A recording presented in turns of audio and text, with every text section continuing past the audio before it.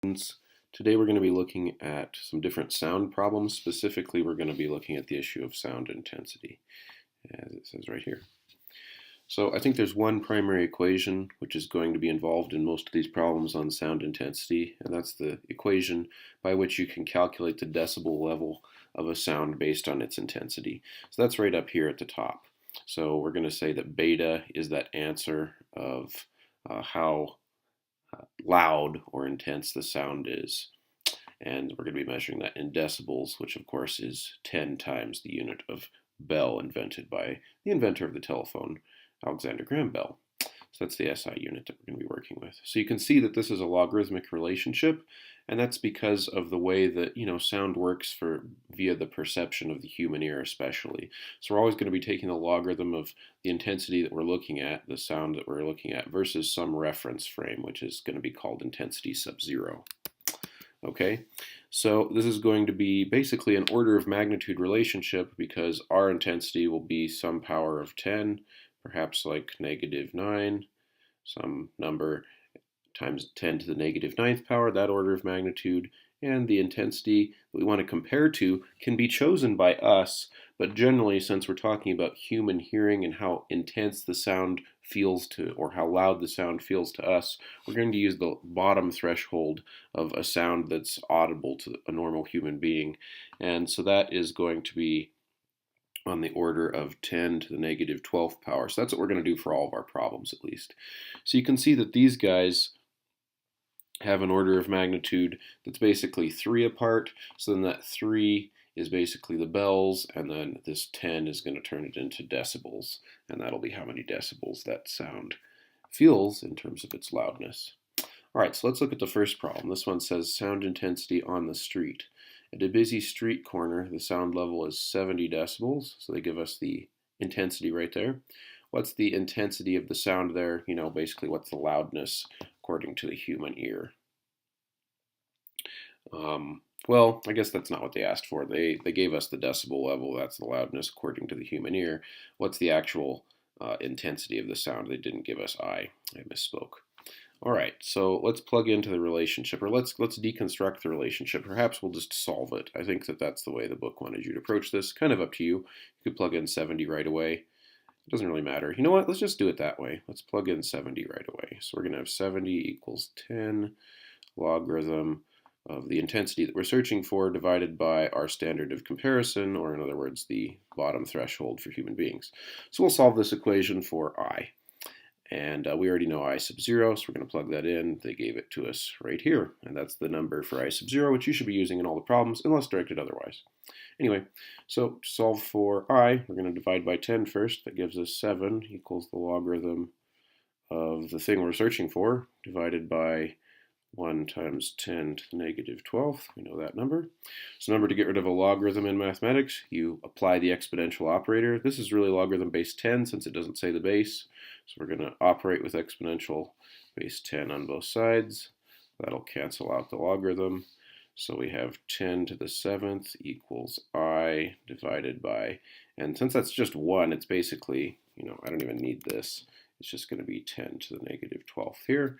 So basically, I is going to be 10 to the 7th times 10 to the -12th. We multiply up the other side.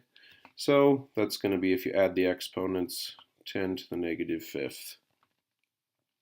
And the units of intensity, of course, are watts per meter squared, because intensity is like energy divided by area. The area over which that energy has been delivered, in this case sound energy. Okay, so there is the answer for that one. That's how intense 70 decibels actually is. Second problem we're going to look at has to do with what if we're in control of a sound system and we make some changes on that sound system. How's it going to affect our audience? That kind of thing. So it says a high quality loudspeaker is advertised to reproduce at full volume frequencies from here to here. Quite a big difference there, it looks like to me. With uniform sound level. Oh, so the loudness or the sound level is always going to stay within plus or minus 3 decibels. That seems like a pretty small range to protect human beings from, too loud of a sound. Anyway, That is, over this frequency round, the sound level output does not vary by more than 3 decibels. So this sounds like a safety feature of these speakers to me. Anyway, by what factor does the intensity change? Based on that maximum level change of 3 decibels. So let's see, the book says to approach it like this. Let us call the average intensity sub 1. All right, fine. Average sound beta sub 1. All right. And the maximum intensity sub 2 corresponds to this plus the original plus 3. All right, that makes sense. Then use the relationship between intensity and sound level. I think they're talking back up about this guy, of course, right? All right. So let's just write that down here for reference, that the relationship is going to be the logarithm of I divided by the reference frame intensity. And remember, it's decibels, so we got to put a times 10 in front. So decibels doesn't refer to like the logarithm base 10, it refers to that 10 in front. It's a thing you could be confused on, I guess. Anyway, so this kind of bit up here seems okay to me, but basically they're saying it can change by up to 3 decibels. So like the change in beta to me is going to be that 3. So I'm just going to put 3 over here, and then I'm going to, look at the change that it possibly could have over here. So I'm going to factor out that 10 personally, and then I'm going to have the logarithm of, well, let's try to follow their subscripts. So they said the final intensity, the maximum, the different one is going to be I sub 2. All right, fine. And so we're going to compare that to the original human threshold. And then I think if we want to accomplish change, it's going to be a subtraction, right? So then we're going to have the one that we started with before we maxed it out compared to the human threshold. And so that's basically, I think, what we need to solve. So I sub 0 is in common there. But notice also that you have one log base 10 minus another log. So of course there's a property of logarithms that you should have learned in basic algebra that says you can combine those two logs, since they're the same base, into one log base the same thing, in this case just base 10, which of course I'm not writing on any of these, right? Anyway, so if you remember, the rule of logarithms is that if you subtract two logarithms of the same base, you need to divide the things inside. So in this case it's going to be like this. Now you could copy dot flip that inside, or just realize it's divided by the same intensity sub 0, so that's going to basically go away. So what we're going to have left is 3 equals 10. I think I can get rid of that bracket now, times the logarithm of I2 divided by I1. So we've basically gotten rid of that original intensity comparison, which really doesn't matter. We could have plugged it in, I guess, up here at this step. So it just kind of makes it a little bit simpler. So now let's solve for what we need. So I think we want to figure out this inside part. So I'm going to go 3 divided by 10 first. Divide that 10 to the other side. And then apply the exponential function to both sides. So I'll have 10, looks like to the 0.3, equals the ratio of our final intensity to our original intensity. Let's go back and see what the question said. It's always a good thing to focus on. I really should have written it down originally. By what factor, this is the question, by what factor does the intensity change? Okay, I think we've got the factor right there. That's the factor when you go from intensity 2 to intensity 1. That's the factor. You could always, of course, multiply up that I2 to the other side to clarify that the new intensity is this much times the old intensity. Kind of interpret it that way. That might make more sense to you. So I think we just need to go to our calculator and figure out what is 10 to the 0.3. Let me just pull up my calculator here, and we'll figure that out. So let's see, 10 raised to the 0.3. What do we have? Okay, so it looks like a factor of about 2. 1.995. I'm just going to round that to 2 basically. So it looks like these speakers can perhaps produce an intensity at most 2 times bigger than the original intensity, or the bottom intensity they can produce. So another feature of the intensity of sound is that, you remember, intensity for any type of energy is power divided by area. So the intensity of a sound wave, just like the intensity of any other wave, follows an inverse square relationship, kind of just like Isaac Newton's universal law of gravity. So let me write that down. So as sound propagates through space, because it's an energy wave essentially, the intensity of that wave, or the strength or the brightness, if you want to think of it like that in terms of light, is going to be proportional to 1 over the distance from the source of that intensity, or the source of that sound, squared. It's an inverse square relationship. So we're going to need that when we look at this next problem. So this next problem says airplane roar. The sound level measured 30 meters from a jet plane is 140 decibels. How far is the sound level at 300 meters? So that's basically 10 times as far, right? So there's a couple different ways you can do this problem, and I want to talk about both of them because I think either one is good. So the book's approach first is it says you can figure out the intensity at the first distance, and then figure out the intensity at the second distance, and figure out the sound level from that, how many decibels it is at the new location. So we have the same relationship that we've been working with before. We were given 140 decibels, so I'll plug that in. Say that's equal to 10 logarithm base 10 of the intensity that we're going to need to find, divided by the human lower threshold. So that's basically what we've been doing before. We're going to solve this for I. We can go ahead and divide by 10, and we will get this, right? We can power 10 to both sides, so when we do that, we're going to get 10 to the 14th on the left. The logarithm will cancel. We'll have this left on the right.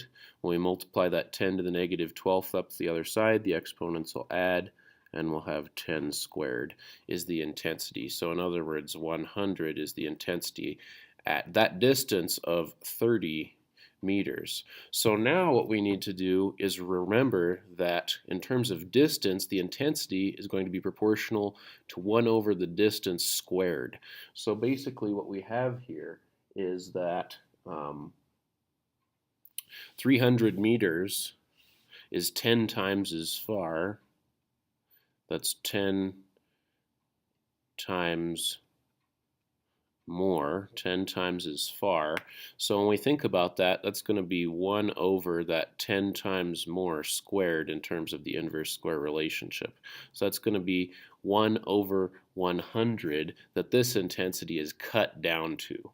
So it's going to cut this 100 by 1 over 100 in terms of how far away it is. That's basically going to just come out to 1, right?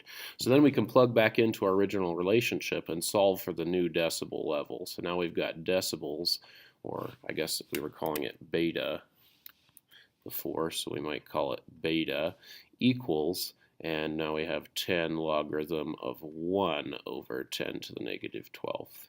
And so we can solve for beta by just really plugging this into our calculator right now. So I can go ahead and pull up my calculator and plug that straight in. So I'm going to have 10 times the logarithm of 1 divided by 10 raised to the negative 12th power. Oh, looks like I have an error in my syntax. Oh, wrong negative. Let's try this one. There we go. So that gives me 120 decibels right there. Okay, so that's the answer, is that I've decreased to 120 decibels when I move from 30 to 300 meters away from the jet. I guess I should write decibels. So that's the answer to this problem when you use the equation 2 different times, but you also have to, of course, go back and use this inverse square relationship to determine the effect of the distance. So another way to do it, which the book claims is simpler, I don't know, it's kind of up to you, this is kind of more conceptual, is to really just think about the meaning of this in relation to order of magnitude. Now, of course, I'm a fan of order of magnitude if you've taken any of my calculus classes. So it says, here's a simpler approach. Because the intensity decreases as the square of the distance at 10 times the distance, which is what we moved from 30 to 300, right? We went from 30 to 300, so that's 10 times the distance, the intensity is going to decrease by this much. We already knew that, right? We did that in the other relationship as well. So it says we can use that result that 10 decibels corresponds to an intensity change by a factor of 10. Remember, that's what decibels really meant. They're an order of magnitude relationship. So when we have an intensity change by a factor of 100, basically we're looking at the order of magnitude of 100 is the log base 10 of 100, which is 2. So when we take that 2 and multiply it by 10, we get 20 decibel change difference, which is what we had when we went from 140 down to 120 of our answer there. So that's another way to think about it, is to use this order of magnitude relationship. Realize that the intensity change is by a factor of 100, which in terms of order of magnitude is 2 orders of magnitude, and then go, oh yeah, since this isn't just bells, it's decibels, I can take that 2 multiply by 10 to get the change. So that's more conceptual. I think both ways to solve this problem are nice. So the last question I wanted to investigate in this first video on chapter 12 is a little bit different in terms of its focus. This one describes, asks you to look at the relationship between the displacement of a passing sound that has a certain frequency, and it wants you to figure out what the maximum displacement of air molecules when that frequency passes through a certain area of space is. So I don't think this is an equation that you need to focus on in any way, shape, or form. It's not one you need to memorize at all. But basically what this equation relates is the intensity, or in other words, kind of the energy delivered per unit area of a sound wave as it passes through some area of space. So we can kind of visualize a sound wave coming along like so, and so it's going to at some point encounter some part of space, and that part of space is going to be three-dimensional. So of course it's going to have like a surface area right here and some little thickness x and so forth. So let's think about what the variables are here. Remember, intensity is going to be energy delivered per unit area. 2 pi squared is of course a constant. V there is the velocity. So the intensity depends, of course, on the velocity. That should be pretty intuitive, I think. Rho, of course, is density. So this is going to be the density of the thing that this sound wave is impacting as it goes along. So that's going to be the density depending on the material. So this is kind of where we look at what material that sound wave is attempting to pass through. And then, of course, we've got the frequency, which we've been working with quite a lot, and the amplitude of the wave, which we've been working with quite a lot. And so this one asked you to calculate the displacement of air molecules, right? So like any good physics student, we should always start by, well, I haven't been following that advice throughout this video, but whenever we find an opportunity or think about it, we should say, what are we looking for, right? And I think that's the amplitude in this case. That's going to be the displacement of air molecules. They wanted the maximum, so that's going to be how far up and down we go here, the amplitude. Okay, so it looks like we're going to need to take this equation for the intensity of a sound wave and solve it for A. So I think that's what they've got right here. They've basically just solved it for A by dividing all of this stuff to the other side and square rooting, and some stuff was squared so it's able to pop out of the square root. So pretty easy algebra right there. I don't think we need to really get into it. All right, so I think we can just plug in at this point. They said it was 1,000 hertz, so we can plug in that 1,000 right here. The book loves to use scientific notation. I'm not always that much of a fan of it, but whatever. There's pi. 2 is 2, and the velocity of this wave was unknown. So I think the more interesting parts of this problem are, where did these two things come from? So I think it depends on what medium we're passing through. In other words, what is this green medium that I have up here? And for us, they said that we're passing through the air. So this, of course, is the speed of sound through the air. That's kind of a nice number to remember. At room temperature, sound travels at 343 meters per second.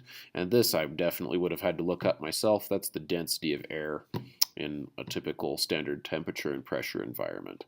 So that's going to come from the table. You're going to have to look that up somewhere. Or you'd always just Google it, right? And so the only other thing we have to figure out is the intensity, intensity of the sound wave. So That one might not be quite as obvious, but this is the same threshold number that we've been using in the rest of this video. So at the threshold of hearing, it's going to be that intense. I guess it really depends. They didn't give us any other value though, so I'm just going to kind of assume this for like a low intensity. Otherwise, we'd have to have some indication of what the intensity's value is. Chuck that in your calculator, and this is what you get. That this sound wave is going to oscillate up and down by 0.0000, etc., 1, 1, with, 10 zeros in front of those ones right here. So it's going to have a very small amplitude, so of course it's going to be more like this as we go. So there you go. I hope that problem was helpful, and you can continue on the reading guide from here on out. See you next time.